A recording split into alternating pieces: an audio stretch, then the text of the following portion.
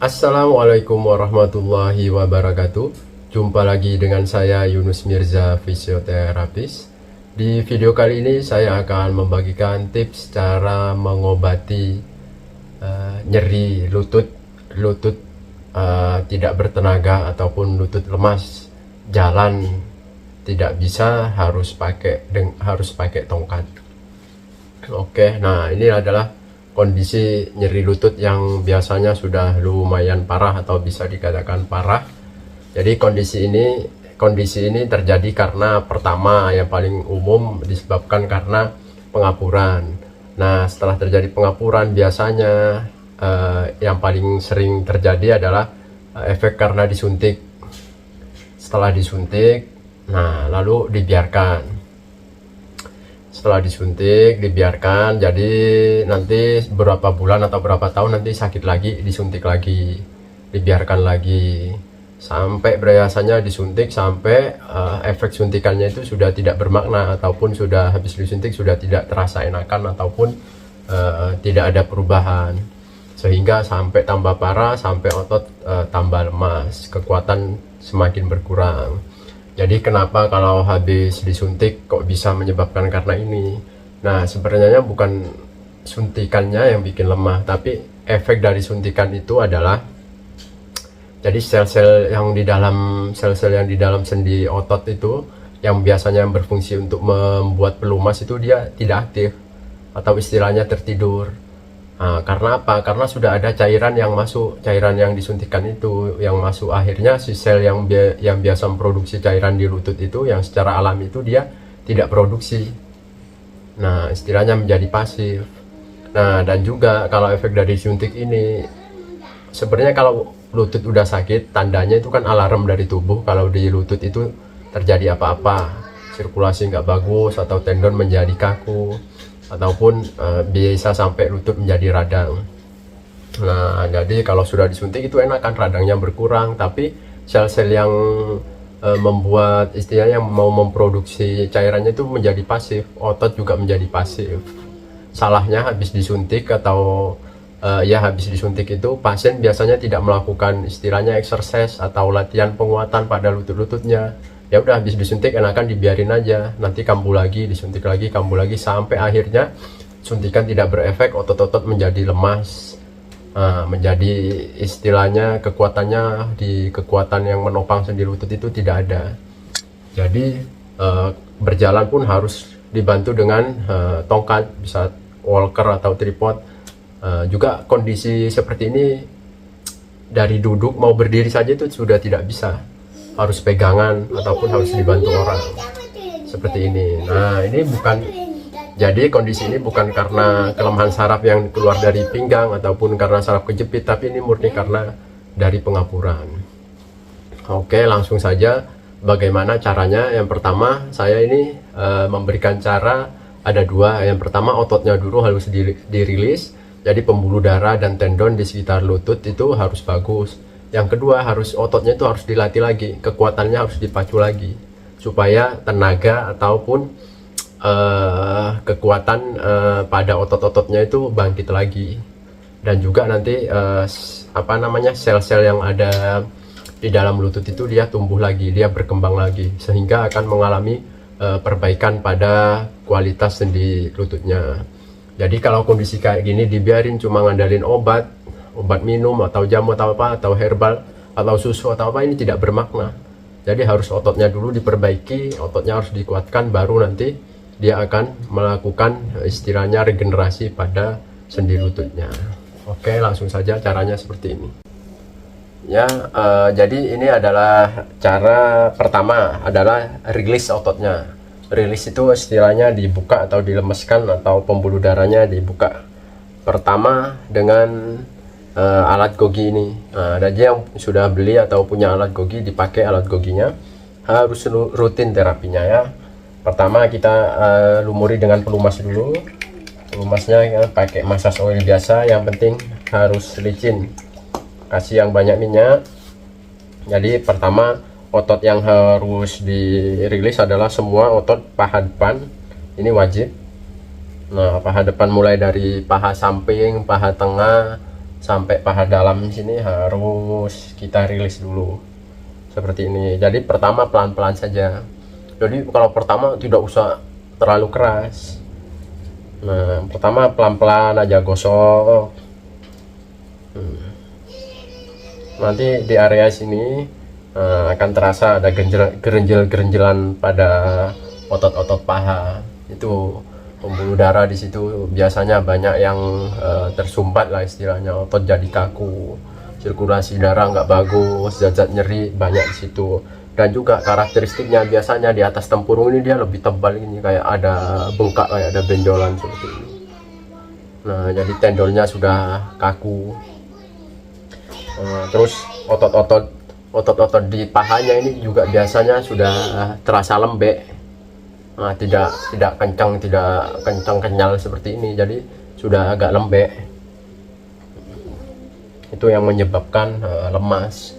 Otot di area sini kekuatannya menurun, sarafnya juga kurang kuat jadinya. Nah, ini adalah hal wajib yang pertama harus dilakukan adalah merilis ototnya. Jadi rilis otot ini harus dikerjakan bukan minimal sih, durasinya atau pengulangannya setiap 2 hari sekali. Kalau awal-awal masih jarem bisa 3 hari sekali, setelah jaremnya hilang bisa digosok lagi. Nanti kalau sudah 1 minggu atau jalan 2 minggu sudah terbiasa, sudah tidak terlalu jarem, boleh dilakukan setiap hari. Makin sering makin bagus. Nah, terus durasi gosoknya ini harus agak lama. Misal bisa dari 45 menit sampai 1,5 jam.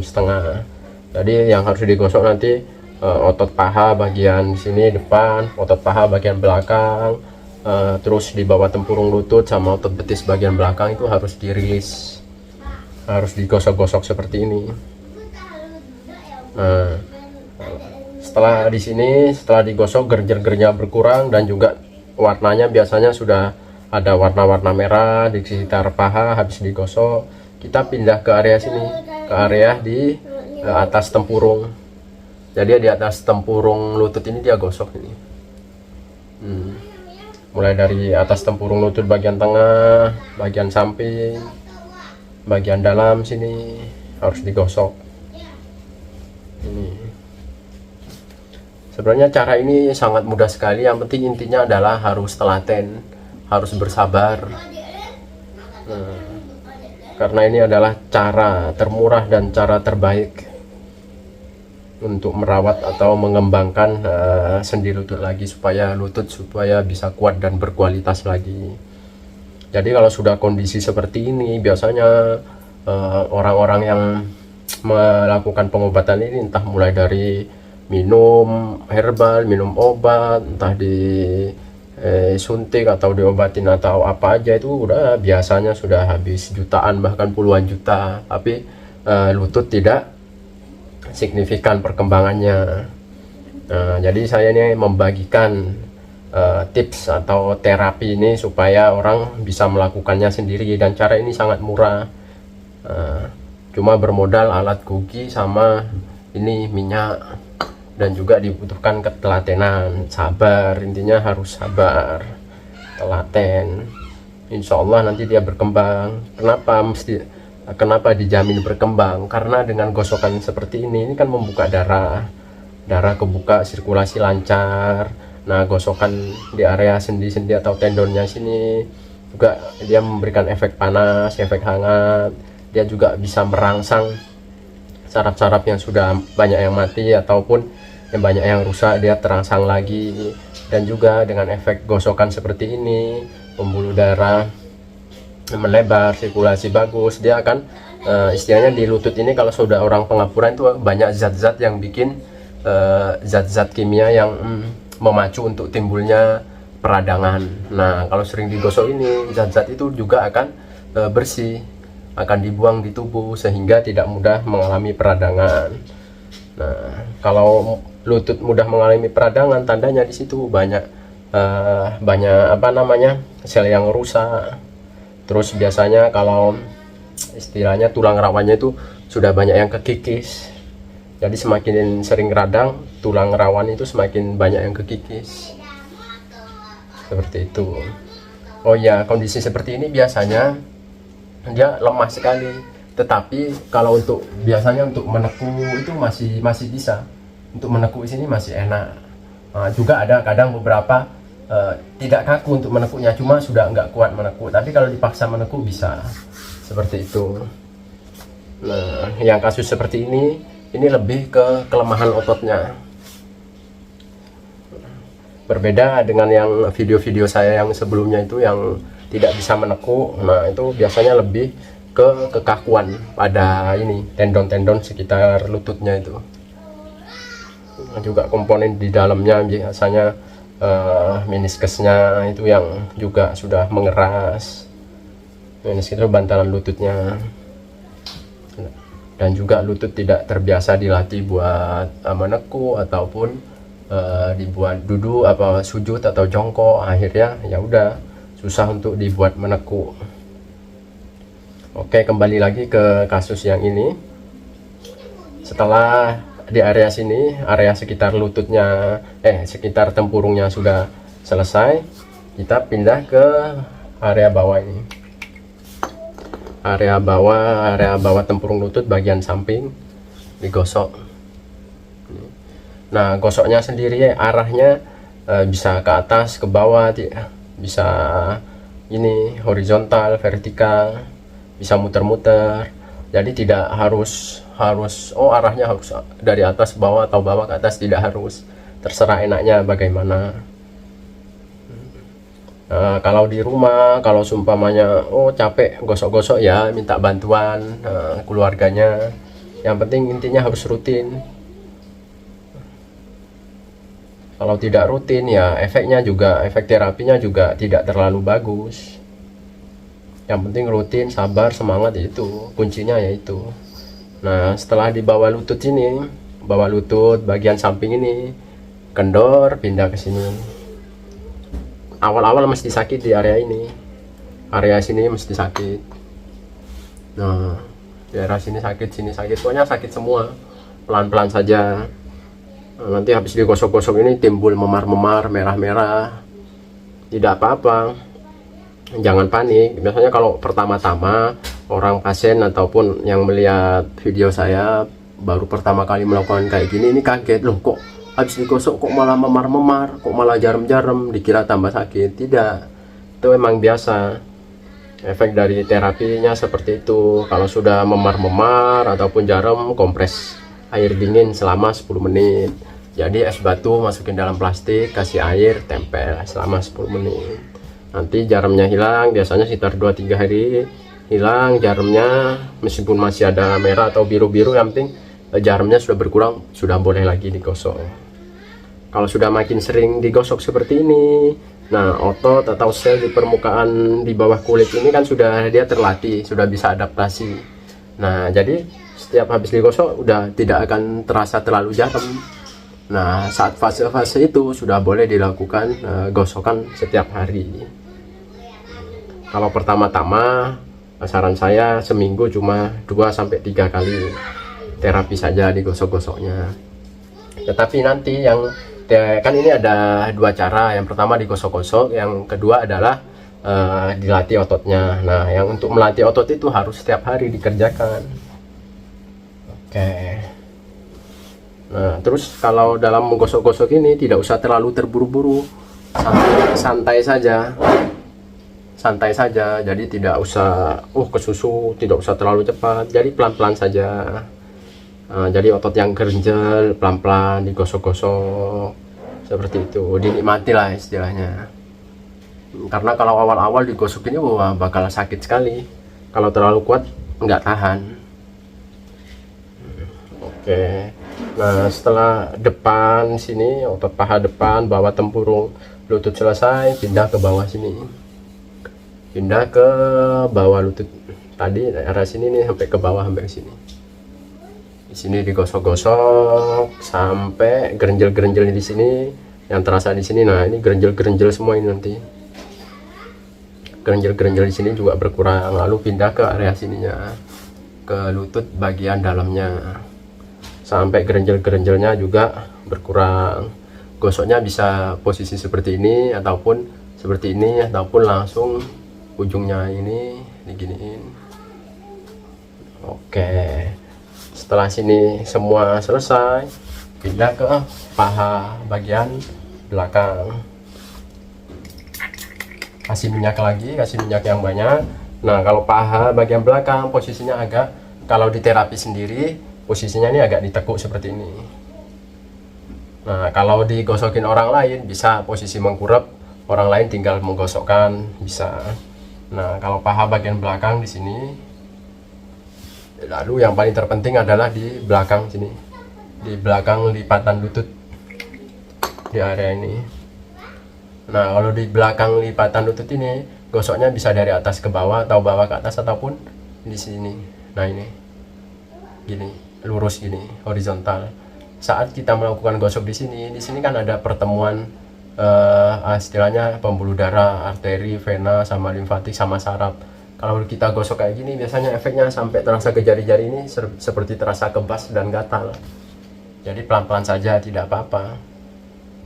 Nah, dan biasanya kalau digosok-gosok kayak gini, ini beberapa hari biasanya terkadang ada pasien yang tumbuh kayak benjol atau kayak kok tambah kembung di sini. Nah, tidak apa-apa. Saat kayak gitu, kayak terasa memar atau ada agak kembung di sini, caranya kompres es selama 3 hari. Setelah itu cuma tidak boleh digosok-gosok lagi. Yang masih istilahnya kok timbul benjolan di sini, tidak usah digosok-gosok lagi, cuma dielus-elus pakai minyak, elus-elus pakai minyak tawon ataupun minyak kutus-kutus, dia digini-ginikan aja sampai nanti sudah agak kempes, baru bisa digosok-gosok lagi. Oke, setelah di area sini selesai, di area sini udah agak kendor di belakang lutut, pindah ke betis bagian belakang. Nah, enaknya kalau digosok mandiri ya dari atas ke bawah sini. Gosok area ini sampai nanti kendor, sampai ke sini, sampai ke dekat tumit sini, sampai ke tendon Achilles sini. Oke.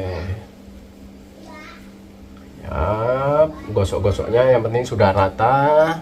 Durasinya sekitar 45 menit sampai 1,5 jam untuk semua arah, untuk semua otot yang harus dirilis atau digosok. Nah, selanjutnya adalah cara yang kedua. Jadi cara yang kedua ini adalah aktifkan otot-ototnya. Jadi kalau kondisi seperti ini kan ototnya masih lemah sekali. Nah, karena masih lemah sekali, jadi gerakan yang harus dikerjakan adalah istilahnya yang paling ringan dulu, yang paling ringan dan paling simpel. Yang pertama, bisa kalau umpamanya dari posisi tidur telentang, kedua lutut ditekuk. Nah, ini yang kedua lutut ditekuk, posisi ini tidur telentang. Nah, ini pokoknya tidur telentang seperti ini. Ini ditekuk, lalu angkat pantat. Nah, seperti ini. Diulang sampai 1 ataupun sampai 2 menit. Jadi istilahnya dapat berapa kali tidak masalah. Pelan-pelan angkat, turun. Angkat, turun, diulang sampai 1-2 menit. Lalu gerakan yang kedua, ini kan tadi diangkat terus turun. Nah, terus gerakan yang kedua, angkat seperti ini, lalu tahan sekuat mungkin, selama mungkin, sampai umpamanya sampai bergetar kayak gini, ya tahan sampai kuat. Nggak kuat baru dilepas, seperti itu. Oke, posisinya lutut seperti ini. Bisa juga variasinya seperti ini. Ini cuma variasi aja, nanti dipilih yang mana yang paling ringan. Kaki diginikan. Nah, lalu ini diangkat nih. Tadi kan gini posisinya, angkat pantat, tahan. Kalau ini sekarang kedua kaki dirapatkan, ditempelkan, lalu pantat diangkat. Nah, ini tahan sampai sekuat mungkin, sampai umpamanya badan sampai bergetar karena karena menahan, baru diturunkan ya. Pas diangkat nanti akan terasa paha bagian dalam ini akan terasa kayak kontraksi seperti itu. Itu latihan yang istilahnya yang paling ringan dalam posisi tidur telentang. Lalu posisinya mengkurap, habis telentang mengkurap. Ini masih di kasur atau tempat tidur ya, mengkurap, lalu kaki umpamanya sudah ini posisi mengkurap, lalu kaki cuma ditekuk gini, tekuk lurus, diulang sampai kemeng sekuatnya.